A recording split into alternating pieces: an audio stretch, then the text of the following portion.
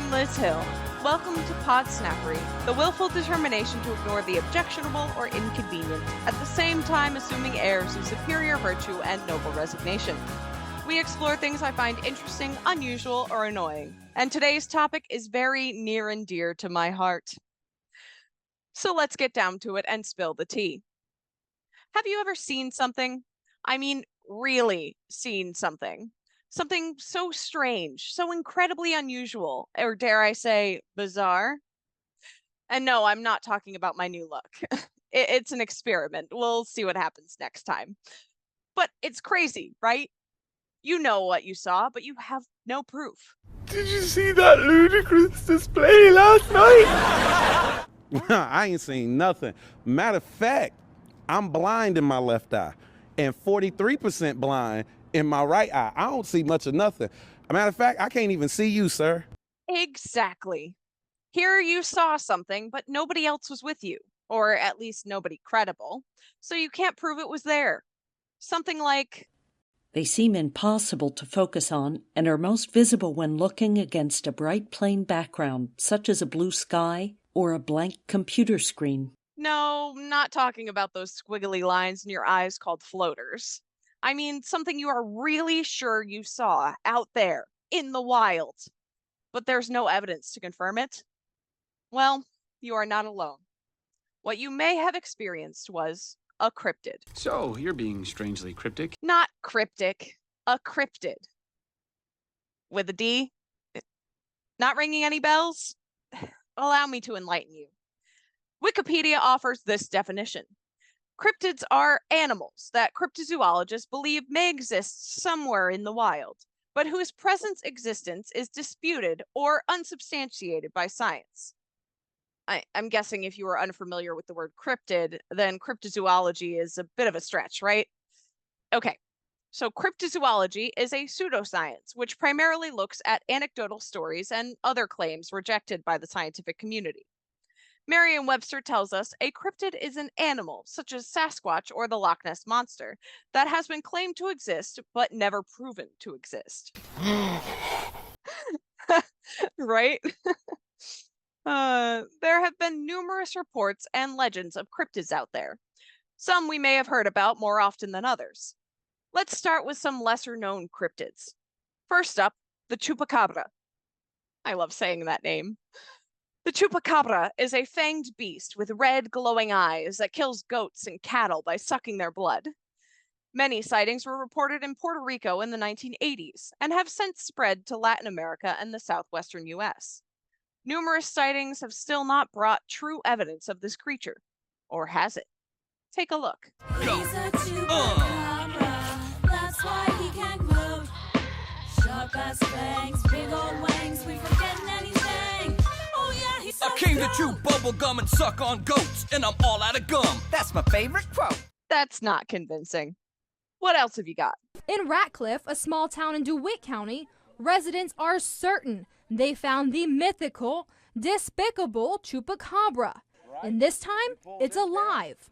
Jackie Stock says her husband caught the creature Sunday night. He called me to come and look, and I said, Bubba, that looks like a baby chupacabra. With its hairless back, large claws, countless teeth, and ferocious growl, many would say this animal fits the bill. You know, I hunted coons, 20 years with dogs and all that, and I ain't never seen nothing look like that right there. Parma says one of the big signs it's not a raccoon is its growl. Coon don't make that noise, or a possum. What makes that noise? I guess chupacabra does. I don't know. Yeah, I gotta say that looks more like a mangy badger or coyote. But chupacabra? I don't know. But there is just something about saying the name chupacabra. I just hear that name and I shut up. Chupacabra. Do it again. Chupacabra. Next up, we have Mothman. No, not Arthur. You know, the Mothman. The legend has it that on November 15th, 1966, in Point Pleasant, West Virginia, the Mothman was first sighted. A small town on the border of Ohio. Two young couples are driving at night near the McClintock Wildlife Management Area when they observe something which stands out rather remarkably. At first, it is merely a pair of glowing red eyes, but as they progress along the road, they see something utterly terrifying. They claim to have seen the body to which the threatening eyes belonged. A hideous, man-sized, if not taller, winged creature. They attempt to drive away from it, but the creature, whatever it is, takes flight, taking off quite suddenly like a helicopter, and pursues them. Even as the driver reaches speeds of 100 miles per hour, the creature remains right on their tail, squeaking, they claimed, like a big mouse. When the couples reach town, they find that the creature is gone. They immediately call the police and give them their account. The first report of the Mothman. The creature's debut ruffled the town's feathers, making for an unsure headline the next day in the Point Pleasant Registry. Couples see man-sized bird creature something. But people in the area love Mothman. There's a museum, a statue, and even an annual festival. Next up, welcome to the Himalayas! Yeti, also known as the Abominable Snowman. Abominable! Can you believe that? Do I look abominable to you? Hey, why can't they call me the Adorable Snowman or the Agreeable Snowman, for crying out loud? I love that. In the context of today's episode, we know them as Sasquatch or Bigfoot. These names are all referring to a pretty specific cryptid. The names differ based on the location of the reported sighting. For, like any animal, a cryptid can evolve and adapt to its surroundings. The Yeti, or Abominable Snowman, being from the snows of the Himalayan region. But we are going to focus on their counterpart, the denizens of the Pacific Northwest, Bigfoot or Sasquatch. Bigfoot first came into prominence thanks to a film shot by Roger Patterson and Bob Gimlin back in 1967. This visual evidence has been proof positive for believers and evidence of a hoax for non-believers. Take a look at the original film footage.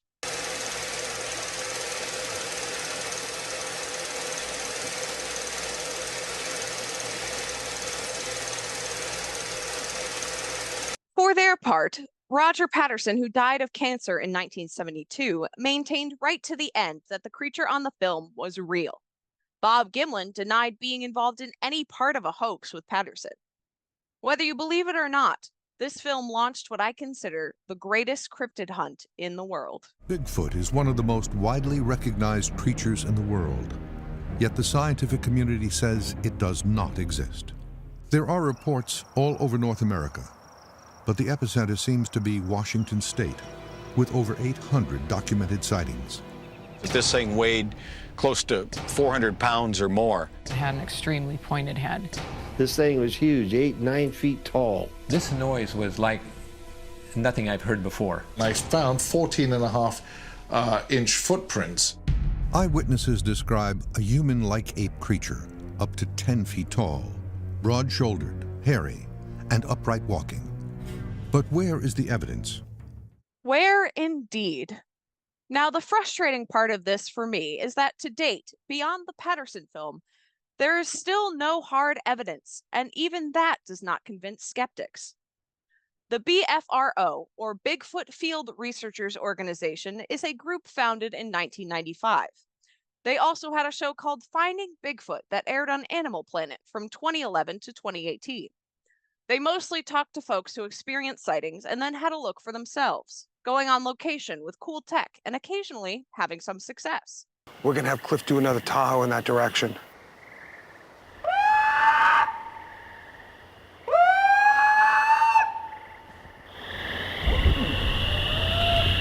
Ooh, did you hear that? Yes, I did. They did come across some pretty convincing footage, like this. This footage is very famous in the Bigfoot world. It allegedly shows a baby Bigfoot swinging from a tree. What amazed me when I first saw this footage, that it is only 100 miles from New York City. If you look in close, there's actually a large figure walking.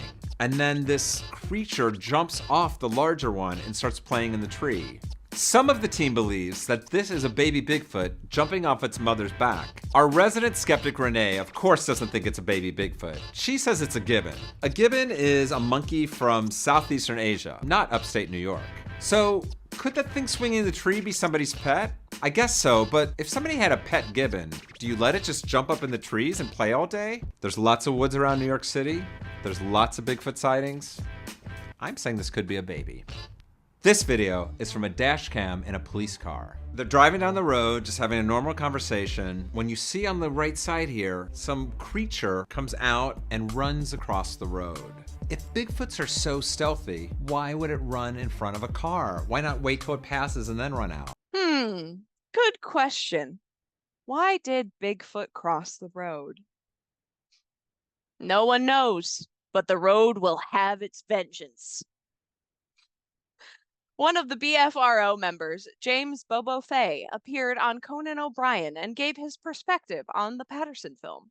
Well, the Patterson-Gimlin film we were talking about earlier, the 67, no human on Earth meets those proportions. Like, you can't extend from the elbow to the shoulder or from the knee to the hip. Have you seen my proportions? I said human. John Tesh. Oh, thank you. John Tesh and I both could be a Bigfoot. We both have extremely long legs, and I have elongated arms, and I roam the woods nude at night often. These are all true stories. Now, no one has produced a perfect, clear, convincing photo or video, nor has anyone found remains, which is why Bigfoot is a major cryptid to this day. Most encounters tend to be like this.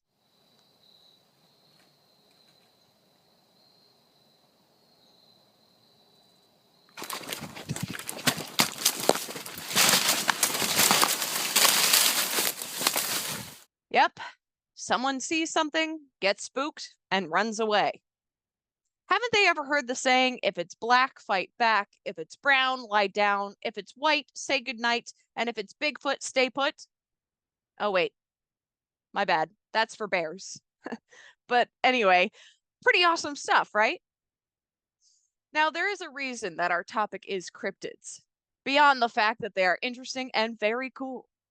This past weekend, a massive investigation took place in a small body of water you might have heard of, Loch Ness, Scotland. That's right, we be talking about Nessie. Now, the Encyclopedia Britannica mentions this cryptid as a large marine creature believed by some people to inhabit Loch Ness. However, much of the alleged evidence supporting its existence has been discredited, and it is widely thought that the monster is a myth. Seriously? A myth? Really? I'll be the judge of that.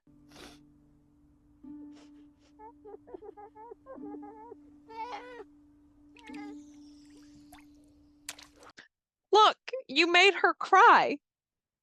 Don't worry, Nessie. We'll get to the bottom of this. How far back does the history of Nessie go? Reports of a monster inhabiting Loch Ness date back to ancient times. Notably, local stone carvings by the Pict depict a mysterious beast with flippers. The first written account appears in a 7th century biography of Saint Columba. According to that work, in 565 CE, the monster bit a swimmer and was prepared to attack another man when Columba intervened, ordering the beast to go back. Go back. Okay, if you insist. It obeyed, and over the centuries, only occasional sightings were reported. Many of these alleged encounters seemed inspired by Scottish folklore, which abounds with mythical water creatures like the Kelpie, for example. Sounds good, but what about the evidence? In 1933, George Spicer went for a drive with his wife through the Scottish Highlands. The couple saw a large, unfamiliar creature pass in front of their car and disappear into nearby Loch Ness. They later described the creature as having a huge body with no limbs and a long neck. A few weeks later, a motorcyclist made similar claims, describing a prehistoric marine creature with 4 large fins and a long neck. These reported sightings sparked excitement among the general public and drew many more visitors to the lake, hoping to catch a sight of what would soon be dubbed the Loch Ness Monster. But was it real? Claiming to see a monster is one thing, but proving its existence is another matter entirely. In November that same year, Hugh Gray captured the first photograph that was thought to depict the Loch Ness Monster, now affectionately known as Nessie.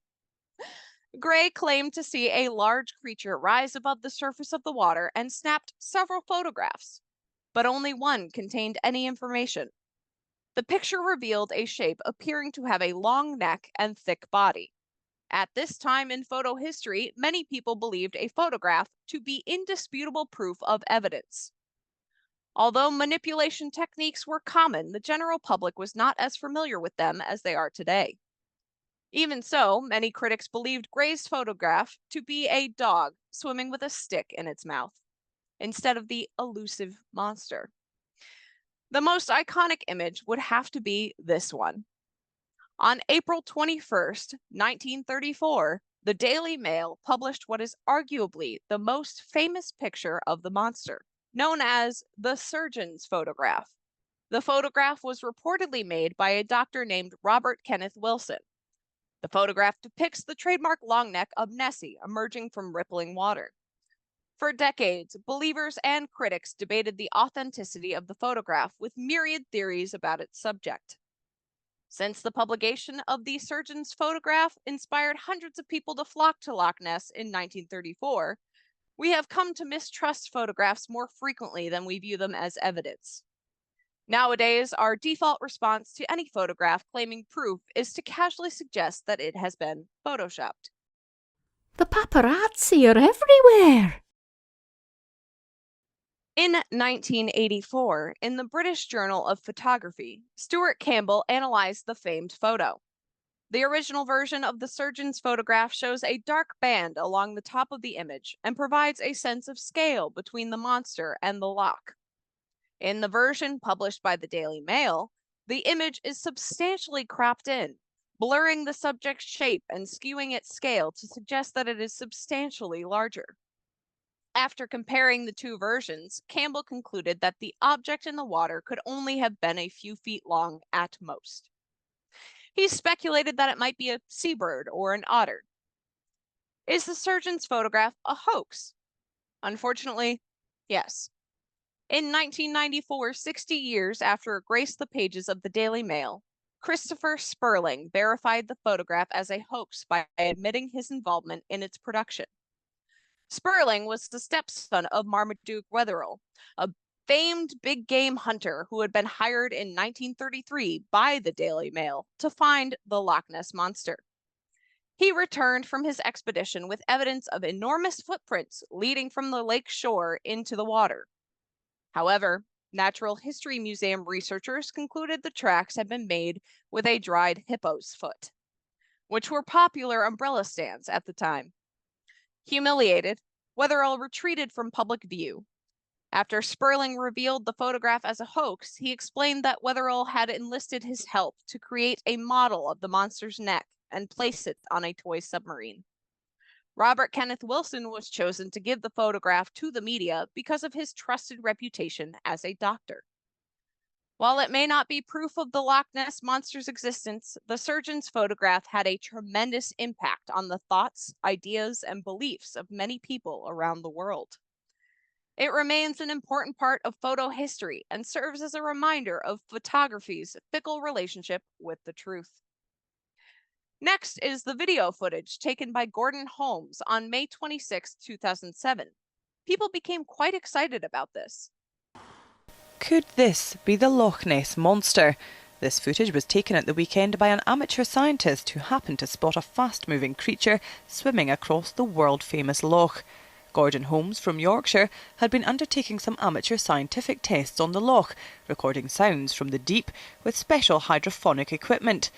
But nothing prepared him for the prospect of actually setting eyes on what could be the elusive Nessie, an event he luckily captured on film. I suspect that if they can't quite figure out quickly what it is, it'll take years for them of continual argument, and who knows, if it turns out to be an unknown creature, unknown species, that's going to flood the local tourism in the area. Gordon took his tape to local experts who say it warrants further scrutiny, and so far the jury's out. It has the appearance of an animal of some sort in Loch Ness. The issue, of course, is how big is it and what is it? And I'm afraid that is going to have to await some further assessment. There are, of course, a number of creatures in Loch Ness that can give rise to wakes, and they would include otters, seals, and water birds. This opened up the door for further investigations and more tourism for Loch Ness. In the 90 years since, thousands of eyewitnesses have claimed to have seen something. I've been water bailiff here for 40 years. Do you think there's a monster in these waters? Oh, it's not a case of I think there is. I know there is. From personal experience. How can you say that? Because over the years, I've seen these creatures 18 times. And various photos, films, and videos have kept the legend going. This weekend search is not the first organized hunt for the creature. The largest was conducted in 1972, when scores of volunteers scanned and filmed the water's surface from various points around the loch. In 1987, Operation Deep Scan tried a different approach, with 20 sonar-equipped boats cruising up and down the 22-mile-long lake, looking for any unusual sonar hits under the water. They found 3. I don't believe in Loch Ness monsters myself, but I do know that there are some sonar contacts here which intrigue me. And in 2018, a team from New Zealand conducted a genetic study that found plenty of DNA from eels, bolstering theories that the monster might have been a very large one. Eels are 4 to 6 foot in length.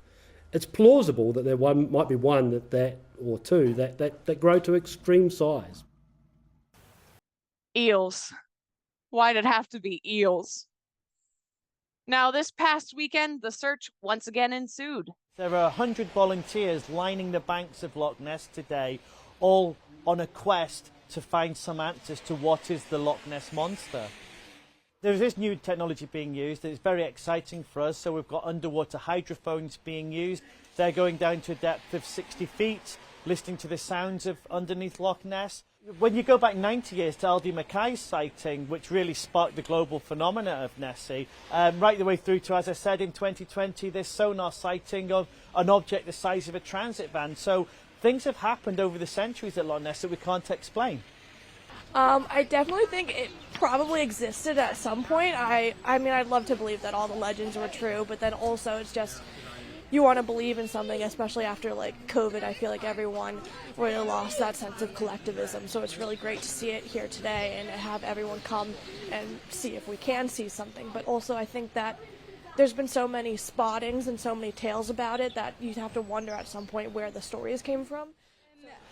It's just the mystery around it all, the not knowing for definite, yeah, there's a lot of people that saying you can't prove it, but there's no proof that Nessie's not there. So it's just a big mystery. Was there any new evidence? Anything conclusive to prove the existence of Nessie? Well, yes and no. Researchers reported hearing several strange noises, but sadly they were unable to record any of them. So once again, no luck. But back in July of 1977, a documentary series called In Search Of, hosted by Leonard Nimoy, did a show about the Loch Ness Monster. And something interesting happened. The scientists are listening too, with sensitive underwater microphones. Recordings have been made of the normal sounds of the loch at rest, at night or during the day, when boat traffic is at a minimum. They are tranquil sounds. Another recording was made late in the afternoon of July 5th. It was anything but tranquil. There was no way to tell for sure what the underwater microphones were picking up. But at about the same time the recording was made, and in about the same location, the In Search Of cameras recorded something even more remarkable. A long trail of bubbles breaking on the surface of the loch. There were no boats nearby. There were no divers. But something beneath the surface of the loch was creating a large disturbance. And it provides the most convincing photographic evidence gathered this year that the monster may in fact be real, that something big and alive was moving in front of our camera just beneath the surface of Loch Ness. We now have volumes of data on the Loch Ness monsters, And none of the investigators involved disputes the probability that a creature lives in Loch Ness. And all of them agree that the intensive effort may soon turn up the monster of the lake. Well, you have to believe Mr. Spock, right? What? So, the willful determination to ignore the objectionable or inconvenient, at the same time assuming airs of superior virtue and noble resignation. That, my friends, is Podsnappery. Thanks for watching. I'm Liz Hill. Remember, the difference between fiction and reality is that fiction has to make sense.